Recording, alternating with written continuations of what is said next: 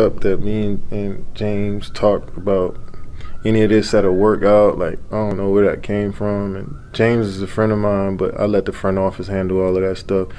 I was just so focused on working out. I heard all the noise, and I heard that, James potentially wanted to come to the Nets, but anybody can make up stories. Anybody can write a story, and it gets some traction. So, nothing's ever set in stone till it's set in stone. So I never thought too much about it. I just focused on myself, and my teammates probably did the same thing, and, we just moved forward.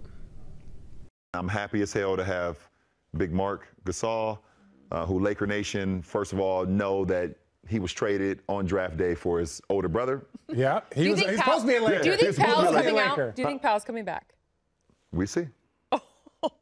We see. Maybe, we'll see. Yeah, we'll see. So, happy to have Mark, another champion. Yeah. Yep. Won with the Raptors 2 years ago, who I've always loved. Yeah. Mark has my Defensive Player of the Year trophy at his house. But Yo, but that's no here nor there. No, that's not a knock on Mark, but this is the thing, because sometimes we don't I love pay you, attention. Mark. I can't wait to talk about this. Wesley Matthews, who I've loved to compete Great against, guy. and his father is a former Laker as well. Oh, that's dope. So we got two guys. Trez. We got two guys who have family Laker ties. Yeah. And then we get Trez. How Trez it? Now we got Trez. How Trez ended up here with the Lakers? We knocked So basically, Braun isn't playing till February. First of all, Trez was the next door neighbor. We knocked on his year. door and said, do you like Yeah, he said he felt like the right Clippers didn't like what was going on. How did Trez We knocked end on up his with the door Lakers? and we landed Trez. That was honestly like the moment of free agency where everyone was like, what? Yeah. Yeah, including some of his teammates. That they actually put that on social media. It's not like I'm making it up. They said, what? We got Trez, who Sixth Man of the Year award winner, who's going to help our bench, which we struggle with this past year with our bench, and keeping that up. And then Then you got the runner-up. And then we got the runner-up Sixth Man of the Year award, and Dennis Schroeder. So that was a pickup. Who I call his nickname. I don't know if you like it or not. We have not had the conversation, but he's Dennis the Menace. Dennis the Menace. Because I love what he brings to the game. Great movie. His tenacity. He's a dog. You gotta let him go. He gets under the skin. He's a Richard Jefferson, Draymond Green type guy where if he's your teammate, you love the out of him. If he's not, you can't stand him. And now we say hello and welcome in a very familiar name, yet a new face, Marc Gasol. Mark, thank you for taking the time. Welcome to Los Angeles. I know you aren't here just yet, but we do want to say welcome. Thank you so much. Can you walk us through what the last few days since free agency began, what has that been like for you? Why the Los Angeles Lakers? So I've been on the league for 12 years, and this was pretty much my first free agency, and it was quite hectic. But in the whole process, you learn a lot of things about yourself and what you want to prioritize every moment. So it was a kind of long 3 days and long 3 nights, but I enjoyed it a lot, learned a lot through the process, and ended up on a great team and on a great franchise. So very happy. You are well aware, speaking of that franchise, of the family that this organization is. What has been your family, your brother, their reaction to this decision? What a full circle moment for you guys, Mark. Yes, he was very excited that I chose the Lakers. He was thrilled. So he was excited because he knows how much I like to compete, how much it means to me to win and be part of winning.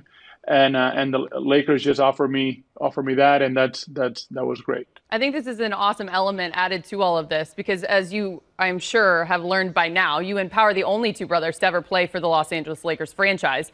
And that aspect paired with the franchise in which you're creating that history with, is there a word or a feeling to describe that?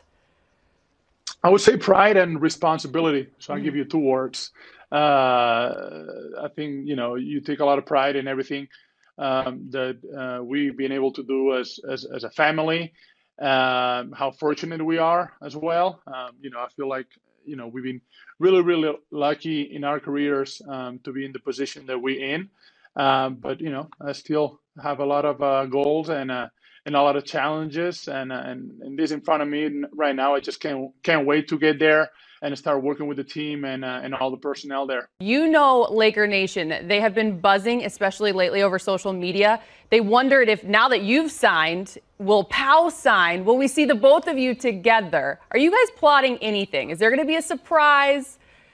I'm not a very, social media guy, but I know Pau loves LA and loves the Lakers. Obviously, he feels like it's his home. I'm sure that he will love to come back, but that's a question for Rob, and ownership. Look, as we know, you've been around this league for quite some time, and so you understand how hard it is to not just win, but win big. You are an NBA champion. In 2019, you won with the Raptors. So you've had to play with a target on your back as you look to defend that title. How much do you relish, Mark, in that process as you guys look and LA looks to repeat that here again? Well, the mindset of, like I said before, the mindset of everyone it's set on that. It's not, they're not content, they're not satisfied. There's no complacency on them. You could tell that, they're all fired up, even though it's been a quick turnaround for the team. They all very excited and ready to go to work and look at the big picture as well. So, like I said, I'm just very, very excited to be part of all that and get to work soon. And one thing I know this squad loved when adding you to its team, you're the 2013 Defensive Player of the Year. One of your biggest strengths is your IQ on that end of the floor. The vision that starts with Frank Vogel and his staff on that end, the pieces that you guys have now put together, what do you think is a realistic goal for the Lakers on the defensive end this season? Get a lot of stops, and our offense is going to start with stops.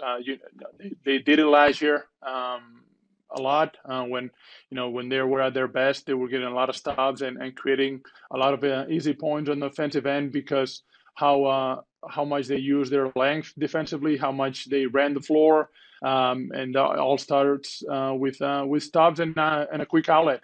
So I can help with all that, and hopefully do a lot more stuff. But we'll see.